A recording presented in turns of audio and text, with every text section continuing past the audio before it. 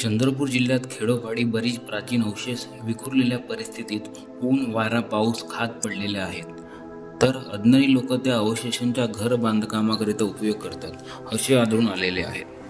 अशाच एका भग्नावस्थेत असलेल्या मंदिराची मी तुम्हाला आज माहिती देणार आहोत.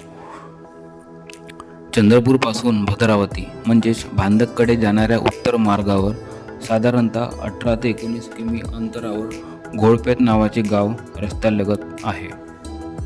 घोडपेठ हे नाव पडण्याचे कारण नागपूरकर भोसल्यांच्या आमदानीत येथे घोड्यांचा पागा होता. नागपूरहून भोसल्यांचे हरकरे बातमीपत्र घेऊन घोड्यावर बसून येत, तेव्हा विश्रांतीसाठी घोडपेठकरिता थांबत. थकलेला घोडा सोडून पागेतील ताजे घोडे घेऊन पुढे निघून, तसेच नागपूरहून राजे भोसले चंद्रपूरला किंवा पुढे जाण्याकरिता निघत, तेव्हा घोडपेठ येथे काही वेळ थांबून अगर मुक्काम करून तेथील पागेतील तरतरीत घोडे घेऊन पुढील प्रवासाकरिता निघत.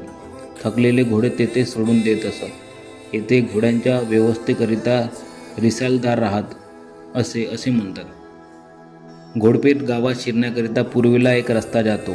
या रस्त्याच्या 4-5 फुटावर गेले असता या रस्त्याला लागून उत्तरेकडे जाणारा गिट्टीचा रस्ता लागतो.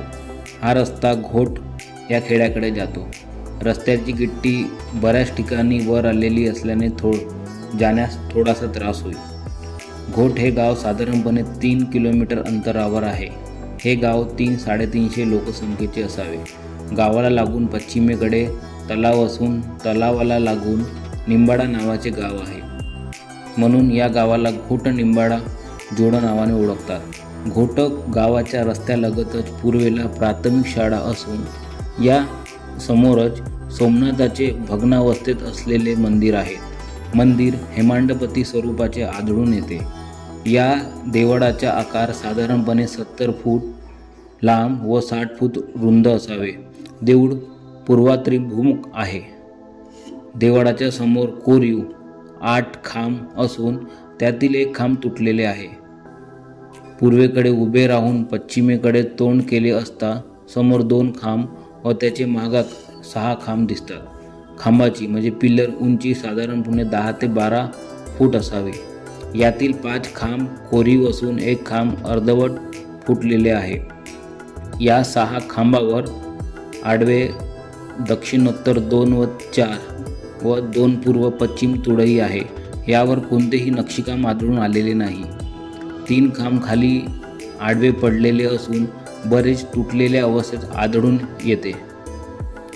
या खांबापासून पश्चिमेला साधारणतः 10 फुटावर नंदीची भव्य शिल्पमूर्ती असून नंदीचे तोंड पश्चिमाभिमुख आहे. त्याच्या बाजूस देवीचे तोंड भग्नावस्थेत असलेली मूर्ती असून ती मूर्ती कशाची आहे हे समजण्यात मार्गच नाही. या मूर्तीच्या मागे प्रस्तराचे ओटे आहे. या ओट्यावर पूर्वी मूर्त्या होत्या असे म्हणतात. नंदीपासून साधारणतः 10-12 फूट अंतरावर देवळाचा गाभा आहे. गाभाऱ्यात जाण्यापूर्वी गाभाऱ्याच्या बाहेरील भिंतीला लागून उजव्या बाजूस गणेशाची उत्कृष्ट शिल्पमूर्ती आहे. डाव्या बाजूस चतुर्भुज असलेली त्रिविक्रमाची मूर्ती असावा असा कयास आहे.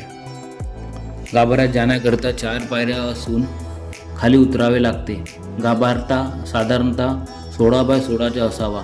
गाभाऱ्यात 12 ओटे असून त्या प्रत्येकावर शिल्पमूर्त्या होत्या. त्या मूर्त्या आता चांदा डिफेन्समध्ये इंद्रप्रस्थ बगीचात नेल्या असून त्या तेथेच ठेवण्यात आलेल्या आहे.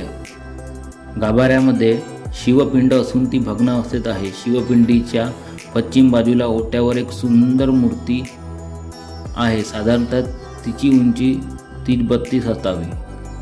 मूर्ती बैठकीवर आहे. डावा पाय उजव्या पायावर ठेवून म्हणजे डाव्या पायाच्या तळव्या उजव्या पायाचा तळवा ठेवून आहे.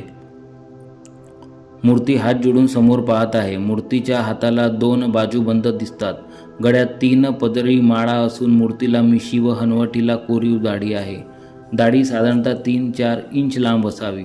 मूर्तीला 2 कान असून 2 नेत्र उघडलेले दिसतात. नाक थोडे तुटलेल्या अवस्थेत आहे. मात्र या मूर्तीला मानेवर केसाचा आंबाडा असावा असे वाटते. कमरेला धोतर असून काष्टा घातलेला आहे.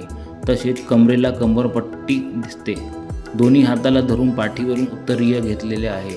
डोक्याला गोल पट्टा असून हातावरील मनगटावर कंकण घातलेले दिसतात. या मूर्तीच्या खाली 6-7 इंचावर दोन्ही बाजूला स्त्री मूर्ती असून तिचे दोन्ही हात पृष्ठ वृक्षथडाजवळ जोडलेले आहे. या दोन्ही स्त्रीचे नागाची आकृती असलेली मूर्ती आहे. ही मूर्ती काळ्या पाषाणाची परंतु भुरकट रंगाची दिसते. गाभारावर छत नसल्याने वरील भाग मोकळा आहे, त्यामुळे ऊन, वारा, पाऊस यांच्या माऱ्याने सदर मूर्तीचा रंग बदललेला असावा. एकंदर देवळाचे आकार पाहिले असता आजच्या भग्नावस्थेत असलेले देऊळ भव्य स्वरूपात होते यात शंका वाटत नाही. या देवळाला स्थानिक मंडळी सोमनाथाचे देऊळ असेही म्हणतात. या देवळात महादेवाची पिंड असल्याने सध्या जे वरील मूर्ती आहे त्या जागी शंकराची मूर्ती असावी असा संशय येतो. सोमेश्वर हे नाव महादेवाच्या देवळाला म्हटले जाते. देवळाच्या समोरील भागा हेमांडापती असून इसवी सन 13व्या शतकात देवगिरीचे रामदेवराव यादव यांची सत्ता काही काळ चंद्रपुरावर होती हे स्पष्ट होते.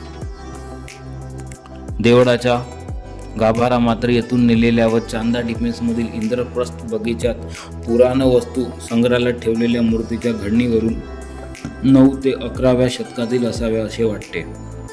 याबाबत अधिक संशोधन होणे आवश्यक आहे. याबाबत पुरातत्ववाद्यांनी व इतिहासकारांनी या संदर्भात अभ्यास करून प्राचीन काळावर प्रकाश टाकावा. चांदा आयुध कारखान्याच्या संचालकांनी इंद्रप्रस्थ बगीचात असलेल्या संग्रहालयात घोटनिंबाळा येथील मूर्त्या ठेवल्या आहेत. हा केलेला उपक्रम स्तुत्य आहे. हे संग्रहालय भव्य स्वरूपात बांधून जिल्ह्यात अनेक ठिकाणी प्राचीन मूर्त्या, शिलालेख वगैरे मोकळ्या जागी ऊन, वारा, पाऊस खात पडलेला आहे. मोकळ्या जागी असल्याने चोरीलाही जात असावेत, म्हणून सर्व प्राचीन अमौलिक वस्तू त्यात ठेवण्यात आलेल्या आहे. म्हणजे पुढे होणारा वाईट प्रकार घडणार नाही. त्या मूर्त्याचे जतन, संरक्षण होईल. तसेच प्राचीन वस्तू एकाच ठिकाणी संग्रहालयात दिसत असल्याने इतिहासाच्या अभ्यासकाला अभ्यास करता येईल.